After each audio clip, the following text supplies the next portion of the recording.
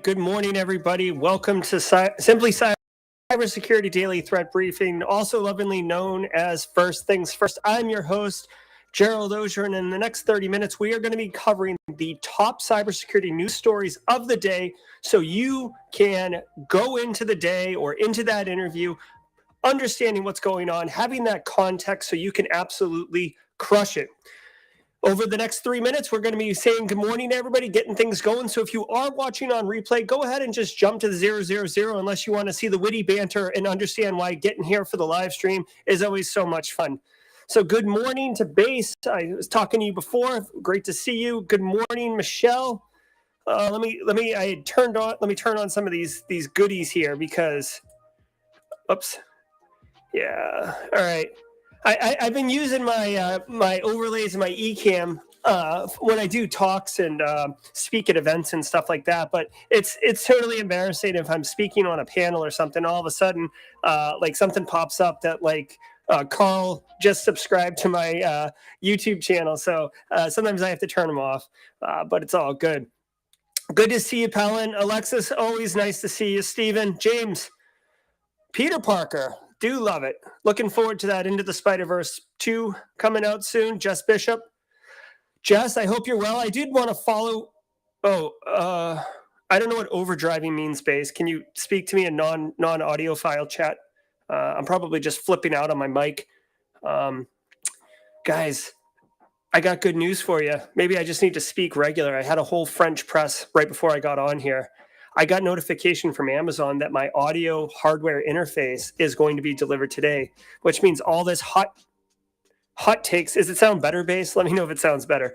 All these hot takes are going to be coming to you even cleaner, less pop and less clip and less audio, less underwater, less hot mess, less angry Jerry.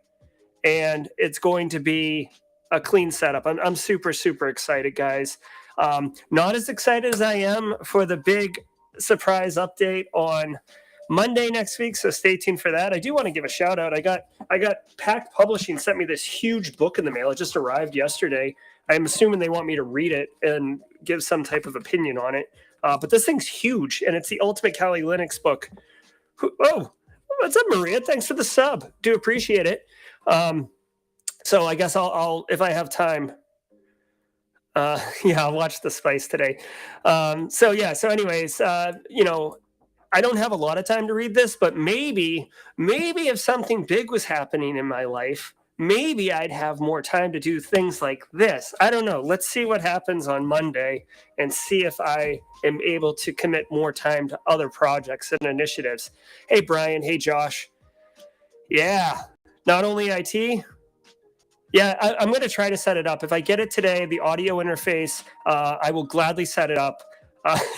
You know how, dude, we roll super raw at Simply Cyber. So, the first episode with the audio interface may be a hot mess on fire, but we'll do the best we can. I've been advised by my mods to keep the spice level at medium to, like low jalapeno today because my mic is clipping. And I definitely don't want to blow you all out. I do appreciate you being here. Hey, James. Oh, good. I'm glad you're able to be here for the live one, James. We're going to get spicy. Okay, guys, the timer's up.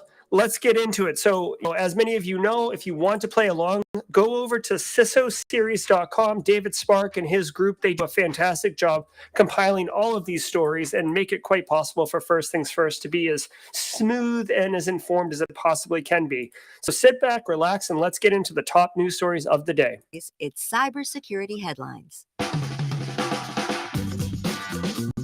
It's Thursday, February 24th, 2022.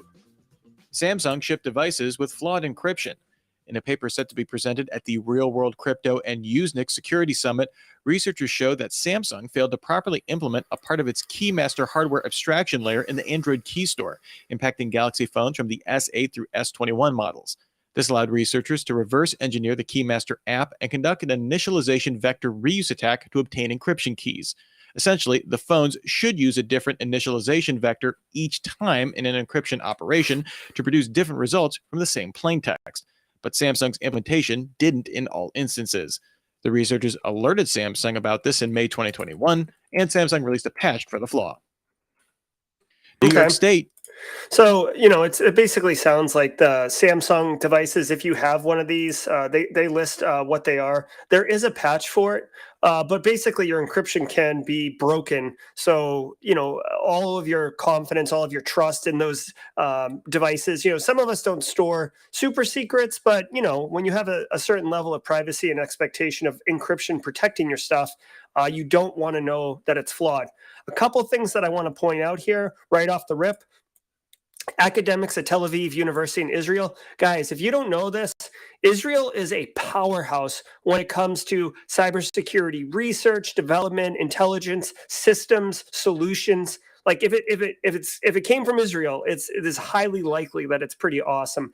Second thing I want to point out, and this is a issue in general with Android-based operating systems, and I can't speak to Samsung. Chances are that Samsung's pretty good. But with Android devices, guys, you've got to remember this. Google makes the Android operating system, right? But it's kind of, I don't want to say it's open source, but you can fork it, right? And make it your own. So what a lot of vendors will do, whether it's these tablets or these mobile devices and stuff like that, what they'll do is they'll fork the Android and then they'll make it work with like their hardware stack, or maybe they're going to bake in their own apps, custom apps, all this other stuff onto it. Here's the problem: when an update comes out like this, right? This one's more Samsung specific, but like when an update comes out, if you have forked it and the update is going to break your instance, you have two choices. One, you have to retrofit all of the modifications and configurations that you have made to work with the new update of the forked version, which is an incredible amount of work, effort, time, money.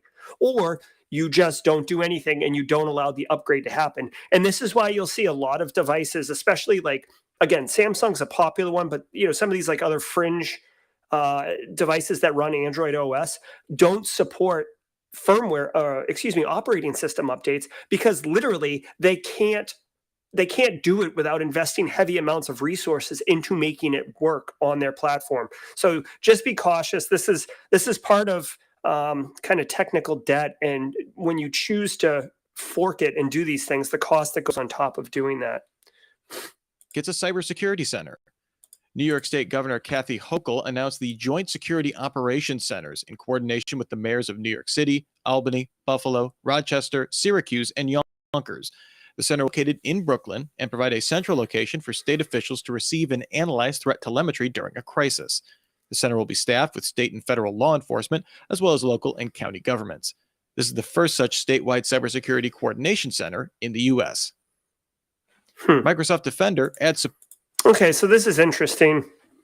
New York is basically putting a nerve center for cybersecurity security operations, right? So security operations is basically when you are responding to an incident. So if you're like a incident response firm, your Mandiant, your Eric Taylor, I don't know if you're in chat right now, his group, you're basically people who get called in right of boom. And it sounds like New York is preemptive or proactively building a nerve center so all of these different counties can have a central command, push telemetry, be able to coordinate and execute on it. What's interesting is I'm curious who's working at that central command. What is their mission when they're not actively dealing with an incident? What is the public-private sector interface? So like if Wall Street gets hit, if whatever, there's an attack on multiple hedge funds at the same time, that is a vested interest in critical infrastructure, but that's not a state government entity thing. So do they get access to those resources? Love the idea. It would be interesting if other states did it and then it fed up into a federal coordination center. That could be possible. Not 100% sure. I know DHS does stuff with this. CISA is involved. But it's interesting to see it at the state level. I'm kind of curious what the motivation and incentive was on that personally. Support for GCP. After adding support for Amazon Web Services late last year, Microsoft Defender for Cloud now supports Google Cloud, letting Microsoft use APIs for either competitor's cloud service to provide further cybersecurity solutions. In a recent survey, Microsoft found 83% of business leaders listed managing multi-cloud complexity as their biggest pain point in 2022, with Microsoft Defender for Cloud pitched as the mythical single pane of glass solution. This comes as Microsoft's overall security business continues to grow into a major unit within the company, growing revenue 45% 25% of the year in 2021 to over $15 billion. Awesome. So I didn't see what came through on chat because I was looking at this, but Austin, everybody is wishing you congratulations. So on behalf, I lean into the community. I believe and trust what they're saying. So congratulations on your achievement, your accomplishment. I'm sure it's quite excellent. I go back after the show and look through the comments. So excited to see what that news is. Now on to this. Microsoft Defender, great endpoint product, EDR, endpoint detection and response.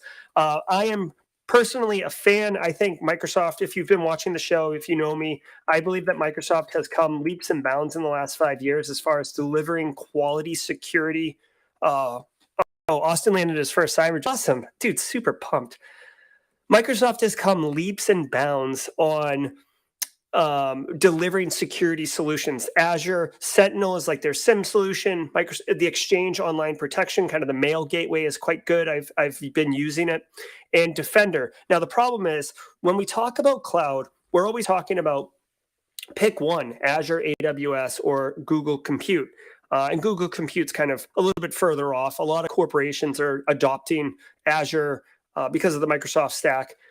This is a game changer that Microsoft is like, don't worry, even if you're in Google, you can still use Defender, still get that protection. Now, what's really interesting from a long-term play, yes, I love that they're giving the flexibility for people who are using Google Cloud to have quality EDR solution. But you got to remember, the Defender telemetry is pushing up into Azure. So you can tell, even if you're Google Compute, start using Defender. But eventually they're going to start saying, hey, if you use Sentinel, all this telemetry would natively integrate so you could see it from a SIM solution. And it doesn't matter if you're using Google Cloud because the telemetry goes to the SIM in Sentinel. So why don't you start using that? And then eventually, you're already 3/4 of the way on a Microsoft tech stack. Why don't you just get off Google altogether? We'll cut you a discount on your first 3-year plan. So savvy move by Microsoft. Again, if the product was trash, I wouldn't care if they did everything. They do AWS as well. So savvy move by Microsoft. I'd like to see where this goes. I'd really be interested in end users that actually are using the product and what they're seeing. I have done some research on other EDR solutions and other managed detection and response services. So basically outsourcing your SOC. And most of them will integrate with your cloud solutions, regardless of what they are, because the cloud solutions offer APIs or application programming interfaces that allow you to query those cloud interfaces for data and logs and telemetry and that such. So you just have to ingest it. So long story short, good move by Microsoft as they continue to take over market share. European Commission publishes the Data Act. The European Commission released a draft of the Data Act, which sets out rules for how companies can access non-personal data. The proposed legislation would require cloud service providers to make migrating data to other services easier. It would also prohibit contracts that inhibit sharing data with smaller companies and allow users access to data generated from connected devices. This would have to go to EU member states and the European Parliament for approval before becoming law, a process that may take years. And now a word from our sponsor. Interesting. So, hold on. I got to see this. This is really interesting. This is different than what I thought. Okay. And E-Raise, I see that you say Microsoft is still pretty bad. We could have, maybe that's a conversation for a live stream where we talk about the current state of Microsoft and whether it's good or bad. But to this point, guys, European Union has been talking about GDPR and privacy rights, and it has felt for the last couple of years that it's really setting up blockers, adding impediments to businesses from basically harvesting our data and making use of that data in a way. The piece of legislation that's being proposed is actually making it easier, or it's affecting large businesses to be forced to share data with smaller businesses. So the promulgation of data, which I find antithetical to what GDPR is supposed to be doing. I do find it funny that tech giants are complaining that this is going to force them to share data and it's unfair from a market perspective. Dude, this just further reinforces that the tech giants are making massive bank off selling all of this data. And now they're complaining effectively that, we're going to have to share with smaller businesses, which means they basically won't be able to sell it for what they're selling it for, because the small businesses obviously aren't going to be able to afford it at the price points that they've been selling it at. So they're legislatively going to force them. I get it, because as a business, that's how you make money. But I find it funny that that's why they're fighting it. Not that it's the proliferation of data. It's that they're not going to get enough money off of it. So, whatever. Follow the money. That's what I always say. Tynes. Tynes is hosting a virtual game show and contains other stored content. Asustor said it's investigating the attacks and disabled the myasustor.com dynamic domain name service as a precaution. Wow. Asustor recommends keeping any of its NAS products offline in the meantime. The threat actors claim a zero-day vulnerability is being used in the campaign, which it will detail for a mere 7.5 bitcoins. For 50 bitcoins, it will part with its master decryption key. Deadbolt ransomware QNAP NAS devices with a similar campaign last month. Yeah, we all know about QNAP, right? So this is interesting. This is interesting from a purely a business perspective of the ransomware threat operator. So they're basically encrypting NAS devices or network attached storage devices. This is typically associated with personal use, right? Most people will have like a NAS at their house that they can remotely access. Maybe it's got movies on it and you're on the road. You can access your movie library, your photos. You want to share them with family. Some businesses, smaller businesses, may have NAS devices as kind of like your file server, etc. This group is encrypting these devices. Now, here's what makes it really interesting to me. One, they're saying for the individual for 0.0003 Bitcoin or $1,150, they'll unlock your specific NAS device. But for 50 Bitcoin, they'll unlock all of them, which I assume that they're targeting Asus or Asustor. I've never heard of Asustor, but they're targeting the company itself to do right by its customer base, or offering individual customers the opportunity to help themselves. So, interesting way to cash in. I'm sure if I were to decrypt my device for $1,150 and then Asustor paid for the master decryption key, I certainly wouldn't get my money back. Yeah. Oh, yeah. Hey, KO Ken, we do this every day, dude. Get some. Okay. AirTag protections bypassed. Privacy and stalking concerns with AirTags have been present since the product launched last year. Security researchers have demonstrated ways to modify firmware or use the device to transmit data over Apple's Find My network in the past. To mitigate these concerns, Apple introduced a notification if a device notices the same AirTag in your vicinity that's not yours. Security researcher Fabian Brawline created bogus message generators that would send device IDs from 2,000 simulated AirTags every 30 seconds at random, with changed IDs every 15 minutes. Because Brawline knew all the generated ID numbers, he could effectively track a volunteer for days without them ever receiving a notification about a suspicious AirTag following them. The researcher recommends the Android app AirGuard to scan for potential tracking devices on the Find My network. That's awesome. So I really feel like AirTags have turned into like this, polarizing topic. Yes. Dude, like, I don't know who was asking for AirTags, right? So this is, losing your keys sucks, etc. Like misplacing a device. But, and I've seen some interesting use cases where people have dropped AirTags when they're moving into like the crate or the pod that is used for their moving. And 1 second, I want to just check something really quickly. Audio. Yeah. So there's been use cases, but there's so much research and so much interest because the privacy, yeah, it is Apple's solution to Tile. And Apple's definitely leaning into the ecosystem that, if you've got Apple everything, this will integrate nicely. The problem is, as you can imagine, stalking quite easily. You could throw it on someone's car. You could drop it in someone's purse, back pocket, jacket. You could track someone. It gets creepy. I do find it fascinating that every once in a while a technology comes around where people like really dig in to the research, and it becomes like it's not a meme, but it's very. This isn't the end of Apple AirPods. I'm not, or AirTags. I'm not going to use AirTags, but there is a lot of research. I bet you at DEF CON this year there'll be at least one talk around breaking AirTags or doing something novel with AirTags. I do find it funny. Also, guys, if you're new to the industry or you're new to, if you're maybe younger or something, Rickrolled is running the Rick Astley Never Gonna Give You Up. It's such a meme. It's such like doing that, sending people to that and running Doom on a new computer or a device or whatever are really like the two things that are usually one of the very first things that people do when they start doing security research and breaking new technology. So, just throwing that out there in case you decide to dig in and understand what that's all about. Again, AirTags, it's a solution looking for a problem, and there's a lot of risk associated with it. So definitely, the stalking thing is probably the most prevalent. Firms most likely to pay ransoms. A new study from the security company Proofpoint found that, on average, 58% of firms that were victims of ransomware paid ransoms to regain access to data. The UK led all countries in the study, with 82% of firms paying ransoms. Despite most firms paying, Proofpoint found that only half regained access to data after a first payment, with threat actors usually asking for more money now that they knew the organization would pay.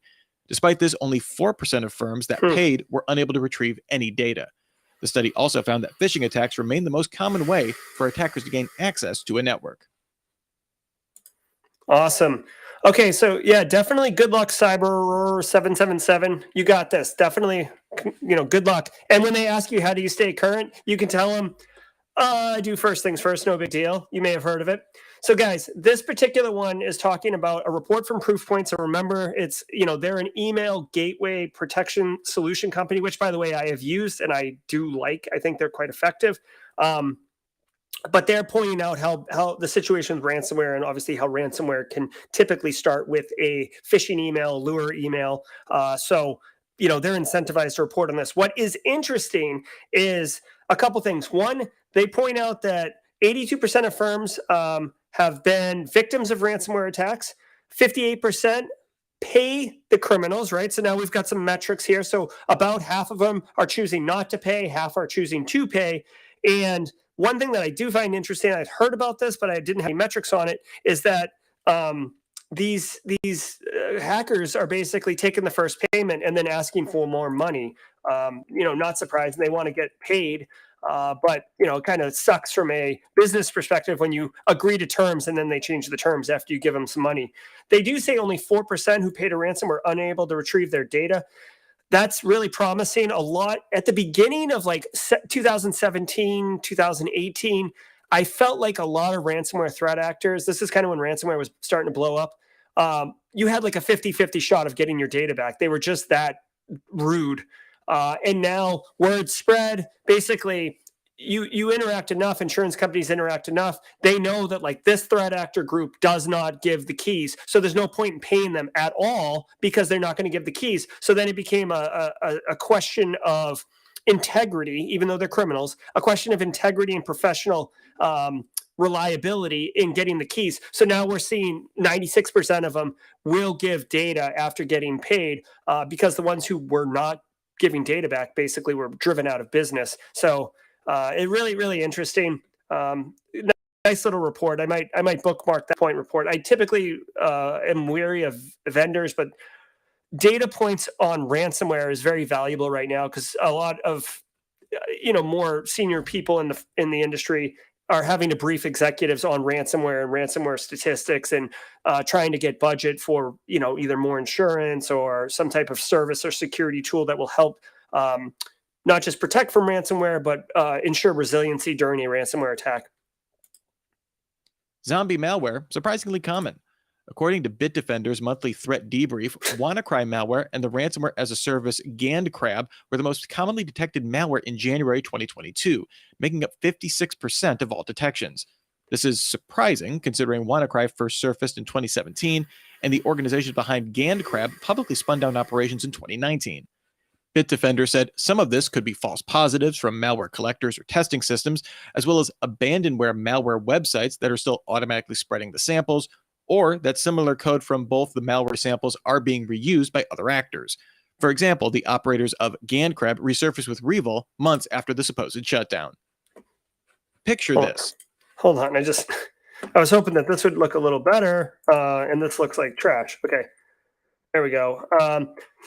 WannaCry's 43%. I don't know what this pie chart's interesting. If I knew what the title of the chart was, what am I actually looking at here, right? Top 10 ransomware families detected in January 2022. So that really is interesting. Like WannaCry was big in 17. Yeah, there's been a little bit of resilience. This was like the first kind of mainstream ransomware. And it just, they point out in the story that it could be basically systems that were compromised or attempting to send stuff out that were abandoned, right? Guys, software development lifecycle, it's a thing, right? So like in practice, we should be decommissioning, we should be sunsetting older systems that get replaced by newer system, aging technology, it phases out. But just like,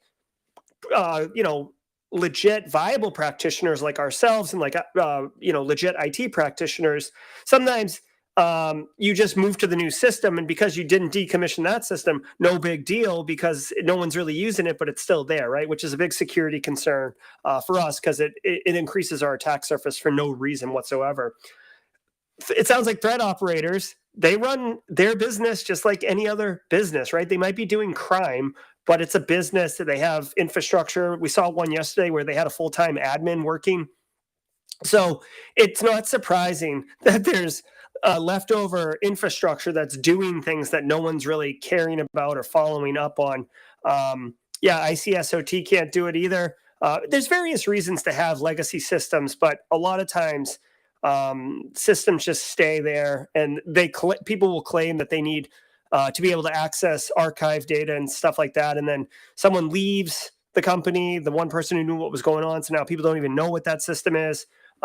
So it's just, I will say it's surprising. It's almost like a Jeopardy trivia question. It's surprising that WannaCry still dominates the ransomware scene, considering when we hear about Revil and, Black Alpha, all of these Hive, Conti, all of these ones that are really, really prevalent right now in the media, and then WannaCry's got this big footprint. So very, very interesting. Of course, I'd want to see the data source for this. Where are they pulling this data from? How do we know that it's a good quality data set to be able to make this informed opinion on? A security professional announces a new position as CISO. As a vendor, you see this as good timing to try to... Oh, they tricked us today. That was the end story, but they didn't say that's it for today. Okay, guys, so that is it for the news story. I see a couple new people in here. Absolutely love it. KO Ken, I hope you can join us more often. Killer Khan, if you hit me up on Discord, I actually do have a firm that does risk assessments. If you want, I actually know a couple, so I could share that with you. Just DM me or hit me up in general because I don't want to promote them on a live stream. Guys, if you are feeling fancy, if you love yourself some GRC, later today, 3:00, we are going to be joining Outpost Gray, Jax Scott, wonderful channel over there. She does good work. Many of you know Jax. She's put together a GRC panel on industry frameworks. And look at this Sluggers Ball lineup. We got Linda Russ, Jacob Horn, Erica McDuffity, who was on Simply Cyber Live a couple weeks ago and absolutely like spit hot fire as far as GRC knowledge takeaways. I'm trying to muffle myself so I don't blow this mic up. But this panel, obviously I'm on here too, and I know a couple things. But this panel is dope. If you want to get into GRC, Jax has done a lot of work with setting this panel up. The discussion points we've already kind of touched on ahead of time. So we're going to be coming. We're going to be bringing hot fire, and you guys are not going to want to miss it. Also, as if that wasn't enough to get your life all spun up and get going, later today, guys, I will be running a live stream. Simply Cyber Live is what I'm beginning to call the Thursday live streams. We are going to be inviting Zach Hill on. If you may have seen Zach on YouTube, he runs a wildly popular YouTube channel, couple 100,000 subscribers, no big deal, called IT Career Questions. And he's where you go if you have IT career questions. The dude has mastered branding. He now works as the brand manager over at Heath Adams TCM Academy, or the Cyber Mentor Academy. So many of you are familiar with that platform. Let me put some music on, guys. Oh yeah, that feels good. So not only is Zach going to come on and talk about branding, but like when he and I spoke earlier to set this up, it was very important to both of us that we set it up in a way that you guys can take actionable steps away from it. So bring a pencil, bring a piece of paper. You're gonna want to jot down some notes because he's like, he dropped like several gems, just like ding, ding, ding, ding, ding, ding. And I was like, dude, you've got to come on. We've got to talk about this. This is going to be sick. So please join us. That is 4:30 p.m. Eastern Standard Time later today. If you go to simplycyber.io/FTF, which is really for First Things First, but this stream will also be there for you to access. Brian, I hear you if you're awake. It will be available on replay. So please get into that. Hey, Clintbo Dungeons here. Looking forward to that one. Yeah, building your brand is critical. We're going to talk about what brand is. How do you leverage brand? Why is it advantageous for having a career? And really, how does it identify you? So I'm super pumped about it, guys. It's absolutely been awesome. Stay tuned. We've been dropping Easter eggs all week on the big news drop for Monday. I hope you can join us on Monday as well. So the key takeaways, people, today, 3 o'clock, Jack Scott, Outpost Gray, 4:30 p.m., Simply Cyber Live with me and Zach. And then tomorrow, Friday, February 25th at 8 a.m., we will be wrapping up the week with the final First Things First of the week, giving you guys the ability to kind of cruise into the weekend, feeling good about where you are. And Cyber 777, looking forward to hearing the updates, whether you DM me because you want to keep it discreet or you want to share it with the whole community. Best of wishes on your interview later today. And congratulations, Austin. Congratulations, guys. So many of you are doing amazing things. It's awesome. Thank you for sharing with the community. Guys, be good. We will see you later today at 3 o'clock in Jack's stream. Take care.